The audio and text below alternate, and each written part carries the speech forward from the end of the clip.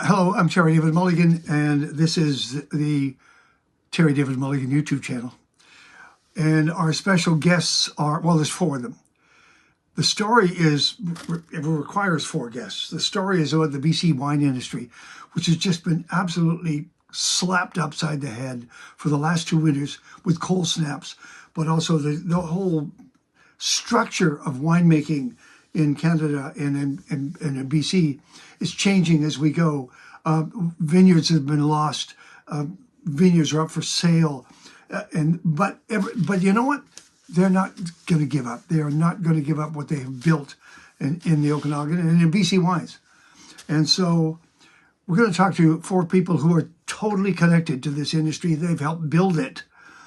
And they start with Christine Coletta from Okanagan Crush Pad, was for 9 years the executive director of the BC Wine Institute. Rhys Pender, Master of Wine, as a co-owner of Little Farm in the Similkameen. He's a farmer as well, grower. DJ Kearney, wine director at Terminal City Club and a wine educator at large, as is Rhys.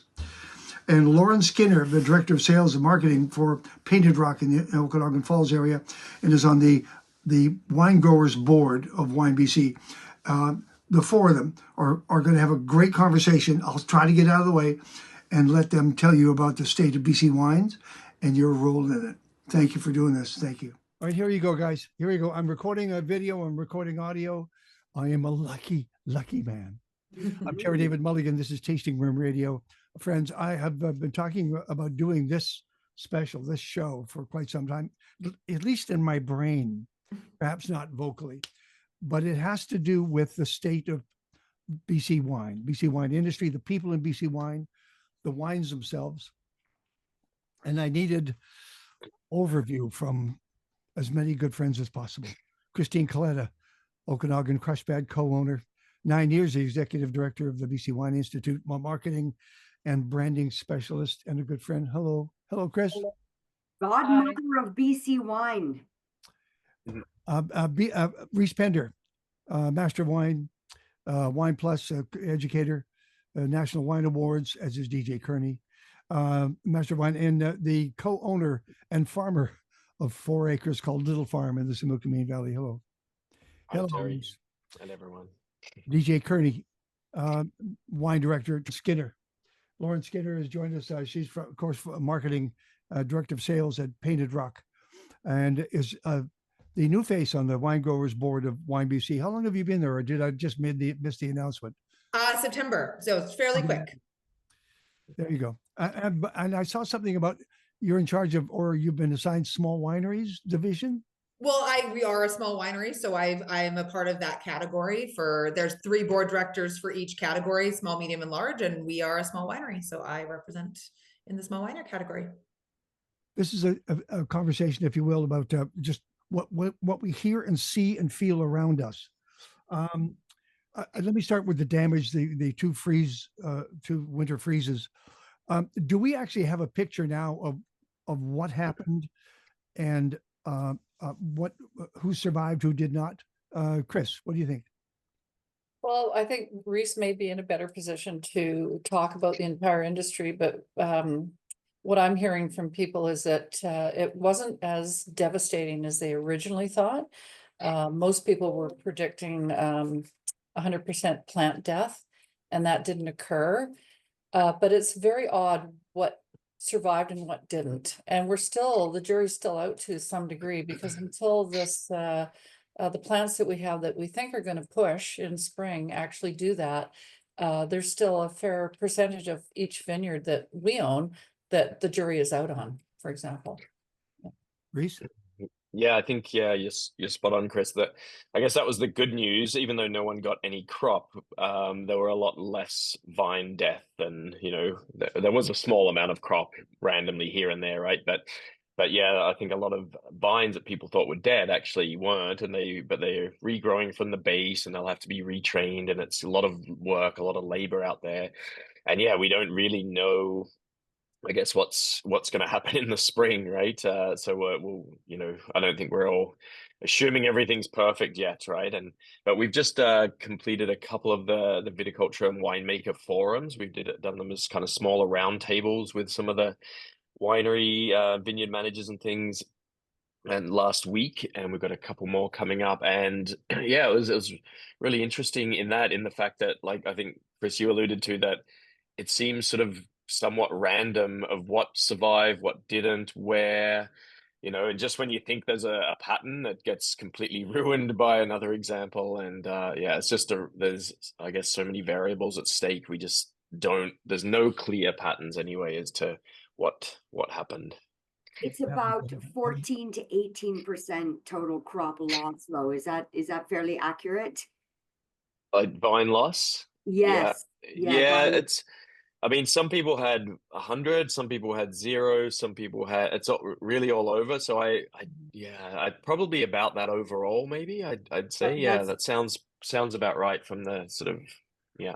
I'm coming to you, Lauren, in just a second. One of the first people that I got a hold of after the cold snap was Michael Barche. And I was going to invite him. Actually, I did invite him back to join us in this conversation, but he's in a dentist chair right now. He can't talk. But he did say, I remember the first thing he said was, I've lost 17 vineyards. Now, I wanted to go back and say, what was the damage? But Lauren, what happened up at Painted Rock and on your bench? I think as Chris and Reese have been saying, it's very site specific in terms of impact. We were very lucky. I want to touch every piece of wood that is around me because I feel like I was saying, oh, we were so lucky after the last cold snap, and then we got hit with another one. So I'm very cautious. But we, short of a little bit of infill planting in Syrah, which was already, over the last 15 years was needed. We didn't lose any portion of our vineyard. So, and we even had a small crop this year. I mean, it was nowhere near a normal crop, but we got about 8 tons of fruit off of the vines. We're going to be able to make a small rosé and a small allotment of Chardonnay. So, I mean, I think we were an outlier for sure, a lucky outlier. So, you never know what Mother Nature has next coming for us. So Does that mean you're not having to do any retrunking? Your vines are all no retrunking. The viticulturists were all through everything this year. They were on top of it, but no, we're not having to do any retrunking either. So we did some vine analysis. They've cut a few down to make sure everything on the inside was healthy, but no, it looks this way. And again, like as Chris mentioned, we won't know until the spring, until those plants actually start pushing fruit and we start seeing flowering. But at this point, we're quite hopeful, and the whole viticultural team is quite hopeful. So yeah, we're thanking our lucky stars right now and look forward to having some vine age continue in the Okanagan. Chris, so I think that's one of the important things, is that there may be vascular damage that we just don't know about until for the next couple of months. But could we just pick up on this notion of vine age? Because Reese and Chris, correct me if I'm wrong, but retrunking doesn't change the age of the vine from the fruit's point of view. So, we may have stuff that is retrunked and, it's 2 years retrunked, but the fruit quality will behave as if it is, 17, 20, 30, 40 years old, because the root system is in the ground. And yeah. So I think my understanding is there's also a lot of people that are actually taking full plants out, like you're seeing as you drive down the roads, full plants, root structures ripped out. So, and then they start from zero. Yeah, you're starting from scratch, I think, in certain areas and on certain properties. Again, we're lucky where we are, but I know that's it's good news for the fruit quality. And part of it too, like actually retrunking in many cases isn't a bad thing, because there's a lot of vine like trunk diseases, and those things get pushed out with these cold events. And so, reestablishing a new trunk periodically is one of the ways to kind of, avoid those issues. So it's actually, I think everyone's in a lot better state. It was quite glum around the place after, earlier this year. And then when people saw stuff coming, it was very late coming, but, it did. And there's leaves and shoots and things to tie down for next year. And, it'll be interesting, but we should get a decent crop out of the Okanagan, Smilkameen places, in 2025. Chris, I wanted to ask you about Garnet Valley, which is even higher at elevation. What damage happened up there? Yeah, so we lost about we lost about 7 acres worth of grapes, but it was spread out over different blocks.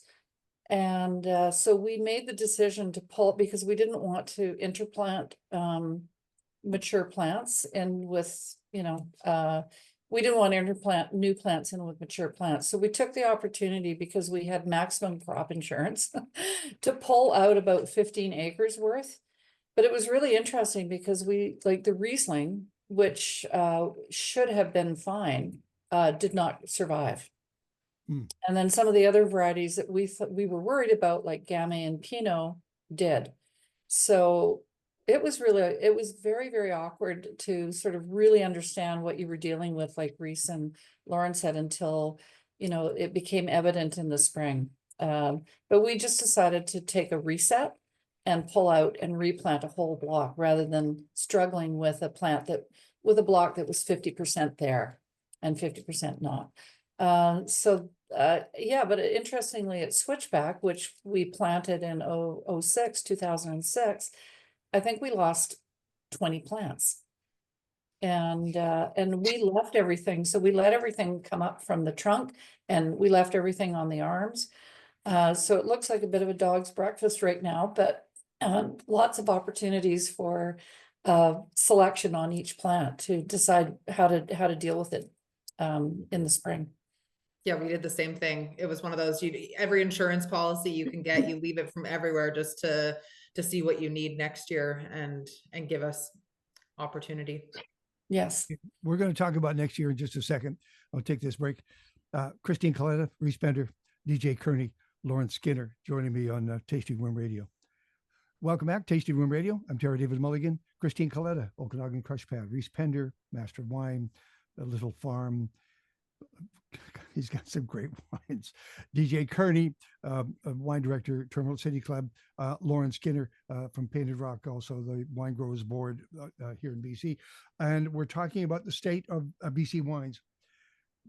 We can't spend hours at it. We can only have a certain amount of time. Everybody's got stuff to do, friends. So I'm just going to keep moving forward if I can to the subject of, I remember doing enough interviews that I can't remember who said this, but someone very loudly into the camera said, I am never planting Merlot as long as I live. And that, I don't know who I can do that, but apparently Merlot got clobbered in certain sections. Now, we needed wine in bottle to help the wine growers and the wineries and the wine industry survive over this period, because you're not going to get the crop that you normally would get. And so it was proposed by a number of people, probably people on this very page, that we could source fruit from outside of British Columbia, whether it was Ontario, in some cases, Washington, Oregon, whatever. How did, on paper, it looked like it was a doable process? How did it all work out? And there are some of you who said, no, I'm not going there. I'm not going to do that. Yeah, I'll start with that. At the end of the day, it was a doable process. And a lot of people did bring in fruit from outside. From what I can see, Cascadia, Washington, Oregon, California, a little bit of fruit coming in from Ontario. But it was very manageable, and there was a lot of resources out there. So if people chose to do that, they had help. We didn't choose to do that. And, interestingly, it's, I think it was the right decision for us this year, but it seems very odd to have our cellar empty at this time of year. And, for the first time, our winemakers went away on holidays over fall. And, it's just, it doesn't feel the same. We got a ton of grapes from Switchback, which we normally get 20 tons. And so we've made 60 cases of wine from the 2024 vintage. So at least we can say we can say that Matt Dumaine had another vintage. So while you're there, I noticed your page on Changing Course with Innovation, narrative spiced apple, narrative mulled wine, narrative iced tea, and narrative Nascap lemonade sparkling. You ad lib. Yes. I mean, rather than bring in products from elsewhere, we're just dealing with local fruit and making alternative wine, products to see us through this period.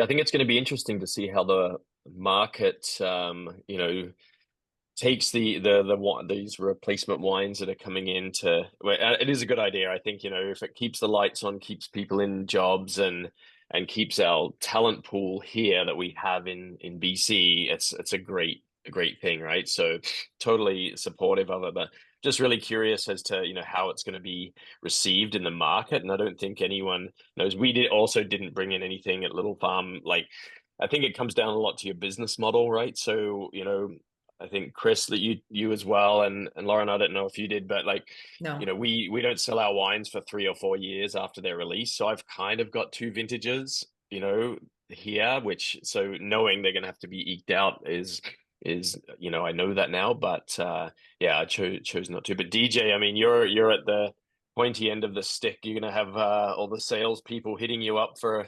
So it'll be really. I'm not sure if you've had a lot of discussions with people about this. It's so much to think about, and so much to prepare for, and so much education that we need to be on the front lines of with customers. Most wine directors, sommeliers, restaurants, they have a really robust list of BC wines, and then to have a dilution factor. I also have a great Oregon list and a Washington State list, and now those are all going to be affected by it. I think first and foremost, everybody in who sells wine, retail, and restaurants are behind the industry. That's just a given. We want to help out. We want to be part of the bridging to get through to the next couple of years. But those wines are going to taste different. They're going to look different. We need help from the industry to have the winemakers come in and tell us what they did. How different is someone's Pinot Noir going to taste from Oregon fruit compared to their beautiful, Lake Country, Kelowna, Summerland fruit? There's going to be a big shift. These wines will be different. And that we haven't even confronted all of the details and the machinations around that. I think the good news is everybody is here to step in and help. It's just what we're prepared for things to taste different and be different. I think it's a really good point you made, though, DJ, about how to articulate these things. And it's something we've been talking about at the Wine Growers Board level of how do we inform the industry. Like there's you with your wine list, there's people, liquor store shelving, there's all of this needs to be considered and thoughtful in terms of these wines that are coming in and how they're shelved, how the customer's understanding and interpreting them. And I think there's a leadership opportunity at Wine Growers. We're talking about it, at least. They're recommending that people use the term crafted in BC. We're talking about the winemakers, the people that are staying employed at the different wineries, and making sure that we are informing the public, both the public, the liquor store retailers, and the on-premise, in the restaurants, making sure that everyone is informed on how to speak about this. Because there are some that are in the industry and are in the know, and they know all the details, and they've listened to these conversations, and there's other people that don't have that same knowledge level. But I also want to comment, just because everyone was saying what they're doing at their wineries, and we're the same. We chose not to bring in any fruit this year. Reese mentioned, in terms of everyone's different business models, we have a different business model. And we also had the ethos from the very beginning that it was very vineyard specific. So we couldn't find a way for us that it felt authentic to our passion. And Terry, you've talked to my dad how many times about his passion is very specific to the one site.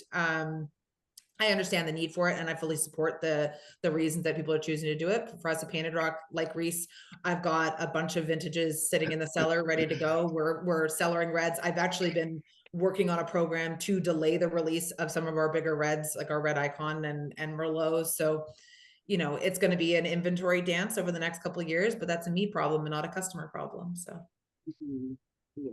Branding and marketing. Yeah, throw it on the list. The question I get asked the most is, what is the label going to say? Will what is the status of the word VQA? So I think it's important that we know what to say about that. These wines cannot be labeled VQA, correct? No, they cannot be labeled VQA, and they will not be labeled VQA. We are recommending to people that they use the terminology crafted in BC.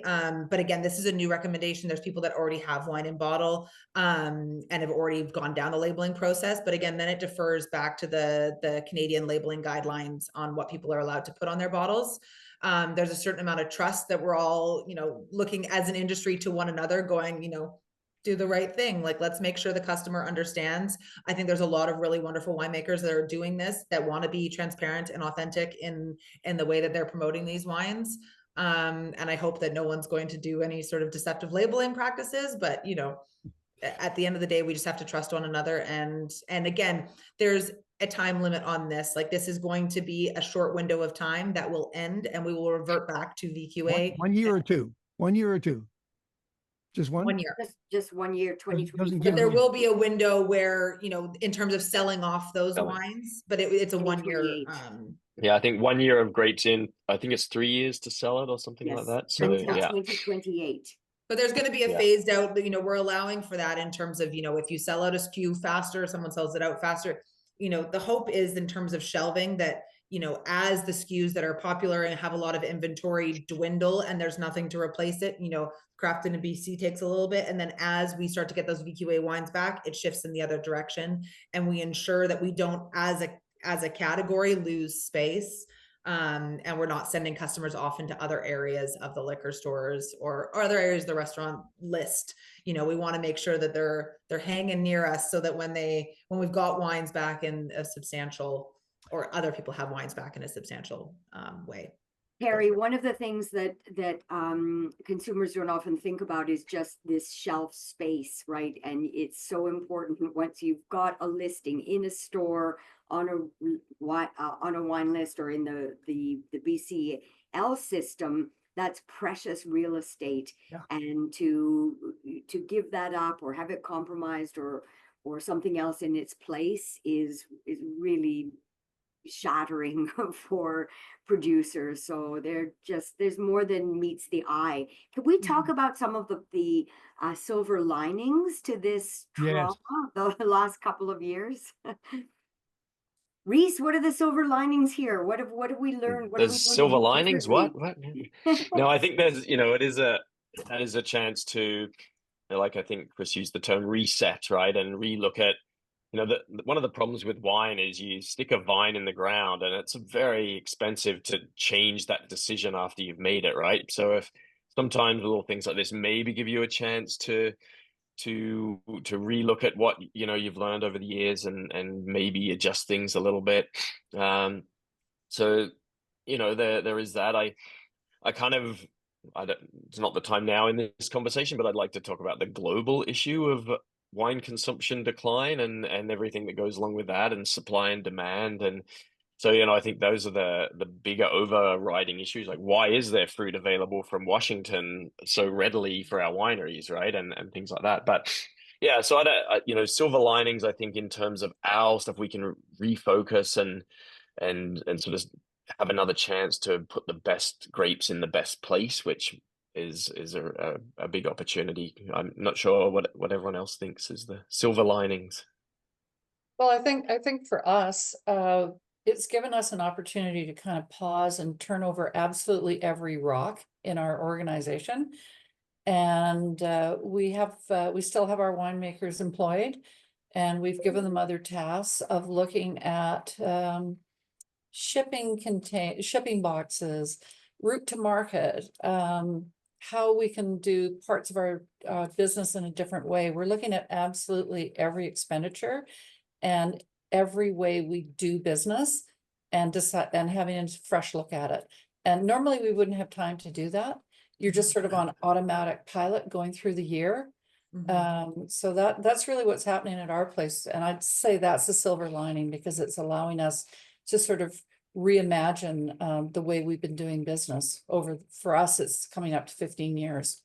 Yeah. Maybe wineries can get on with their sustainability action plans. That's actually my winemaker, because we have this one winemaker and he handles everything. I've tasked him with that this winter. I said, you're a little, you got a little less on your plate these days. So let's make sure that we're, looking into we're doing sustainable measures. We haven't gone through any sort of certification or stuff. So I'm asking him to look into the different programs and making sure that we're dedicating time to that now that we've got a little bit more time. And I also think there's been it's been a very busy few years coming out of COVID. We were all very busy and running full steam ahead. So, I don't think it's a bad thing for our teams to have a little bit of a rest and reset. And like Chris said, we're looking for efficiencies everywhere. It's a good thing to have a wholesale look at your business and go, okay, so, if we don't have this coming in, how do we streamline everything? How do we find efficiencies so that we're not overspending or duplicating efforts? And, we've kept our full team intact, but now I get to keep people busy. All right, I have a scenario here. Here's and somebody ran this by me. You're the owner of a winemaker. You're the owner of a winery, and you're also the winemaker. And one of your blends from Washington State turns out to be the hit of the season. You don't make a lot of it, but it's a hit, and all of a sudden you got a buzz going here. What would you do? How would you follow it up? What would you do in terms of planning for that next season, the follow-up to it? What would you do? Would you just say, that was the year, thank you so much, and we're going to move on back to what we make? Or would you run with it? What do you think? Anyone? Well, all of us aren't making those wines. And I think that was part of the consideration. I think the hope, at least from my end of things, is that people will acknowledge it was a one-off and say, you know what, I'm glad you loved this. I hope you will find, a product like this in our regular, Okanagan grown fruit, and make people fall in love with wines in a different way. Maybe it can inform your winemaking. Maybe there's something that you did different that you can apply to your Okanagan grown fruit in the future. But I hope that everyone takes the win and reverts back to loving our Okanagan region and our grape growers and our vineyards. And I think the challenge with that too is, unless they do extend the program, like the only way to continue that would be to completely change your winery license type to a commercial winery, and then you're paying completely different margins to government and markups and all. Like it's just the logistical side of that is very, very difficult. And I think it's interesting, a lot of the people I've talked to who are bringing in fruit, there's some are just kind of bringing in things that will replace their current SKUs in a similar way, but others have gone the complete opposite way and are bringing in completely different varieties and grapes, seeing it as a kind of a fun opportunity just to play around with some varieties that we don't have here that they've never used, and just make little one-off wines. And so, yeah, it's interesting, the different approaches that people are taking. And I think John Weber, if his flight does land, and he might be doing a little bit of that fun stuff. Chenin Blanc. I think there's a come full circle kind of a situation, that all of that glacial silt that broke from the dam at McIntyre Bluff and ended up in Walla Walla, and now there's BC wineries pulling their fruit from the same soil that was here. Are you claiming it is part of BC now, Terry? Then it's yeah. Unbelievable. Yeah. Let's take it back. We'll storm it and take it. Exactly. Here, one other thing, have we yet seen the end of the cycle? Because I think everything is cyclical. We're all hearing about reports of less sales, for a younger generation moving on to whatever they're consuming. But I do believe things come full circle. I just kind of wonder how big that circle is. Anyone?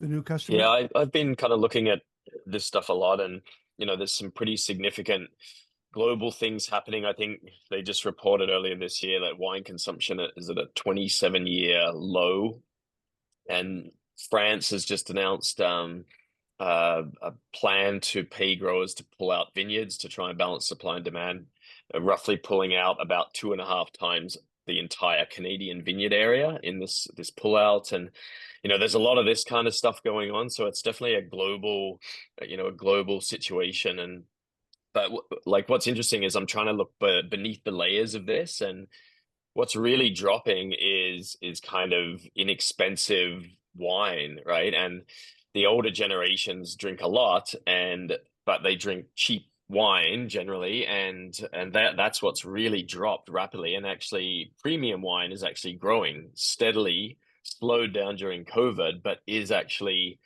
continuing to grow. But it's definitely not offsetting the massive drops in the less expensive wine, but it's a changing market. Just looking at wine doesn't really tell you much of the story, right? So I think, as a bit of a silver lining, we don't produce those inexpensive bulk wines in BC. We're premium wine focused, and and so we're kind of well positioned to be meeting those new needs. But like, I think we do need to be a bit more innovative in how wine is sold, and like you said, Terry, the younger consumers, they don't sit down every night and open a bottle of wine with dinner. It's more like an occasion based thing, and they spend more but less often, and things like that. And so I think it's a really different, we really have to change our whole perception of how we sell wine and market wine and talk about wine. And I don't know what the answer is, but I'm really interested in the subjects. Yeah, I think there is a real change in consumption, and the less but drinking better seems to be one of the real trends coming out of this. And, we are seeing the big anti-alcohol movement and these kind of studies posted and in media everywhere. And I think there is going to be a longer term conversation about consumption. But I think, again, in terms of our niche in the industry, it could play in well if we're communicating properly about the quality of the wines, and again, the winemakers. And this isn't some manufactured wine that has a bunch of additives and is completely mass produced. Like, I think there is a conversation to be had and customers to be captured. It's just going to be a shift in patterns. All right, I'm going to wrap this up. Listen, I got to tell you, I am so happy I did this. I know I'm a pain. I'm getting a hold of you when you don't want to be getting. You just came through for me, and I cannot believe the discussion went as well as it did. But I'm going to leave you with one quote. One of you on this screen said, "Winery owners are trained to be resilient through thick and thin. Now through floods and COVID and price hikes and wage increases and supply shortages and rising taxes and wildfires and cold snaps, there's one silver lining: our friendships that we've built with our fellow winery owners. Support, support, support." That was on the page from Okanagan Crush Pad, Christine Coletta. It's true. Nicely said. Yeah. Nicely said. It's true. Yeah, it really has. I think this has really brought the industry back together in many ways. We've all been dealt a massive whack, and any ego that was potentially around anywhere has been slapped down pretty quickly. And so I think, everyone's realized we need to be in this together, and share information and knowledge. Yeah. Indeed. Disaster is the great leveler. Indeed. Thank you for your comments. I appreciate it. You're so welcome. Nice to see you. Nice to see you all. Nice to see you. Nice to see you all. Yeah. Take care, everyone. Merry Christmas. Thanks, Merry TDM. Happy New Year. Merry Christmas. Cheers to you Merry all. Christmas. Thank you.